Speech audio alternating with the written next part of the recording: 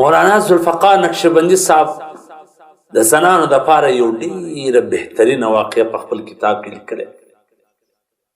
هغه لیکي چې یو ړوند پر لارې روانو د شپې څراغ یې د ځانه سره اخیست. یو سړی پر پېښ شو، هغه ورته وویل چې حضرت ته خو هسې په سترګو نه وینې، که څراغ وي که نه وي نو تا ته خو دا لار برابره ده، ته څراغ څه به کوې چې راخیستې؟ هغه څومره حکیمانه جواب ورکړي، څومره بهترینه جواب یې ورکړي. لږ غور پکار دی پر دې جواب. هغه ړوند ورته وویل چې دا څراغ مې ځکه راخیستی دی چې یو سترګو والا راکې ونه مشلي. دا څراغ مې د سترګو والا لپاره راخیستی دی.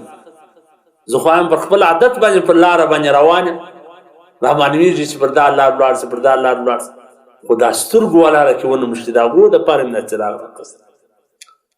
نو حضرت فرمایي چې زموږ د زنانو دپاره د دغه ړانده رنګ احتیاط کول پکار.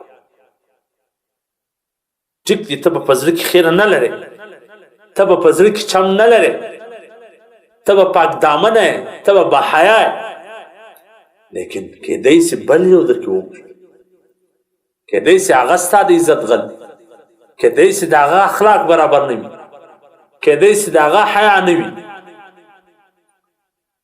یعنی د بل د شر څخه د خوندېدلو دپاره شریعت و زنانو ته دا وایي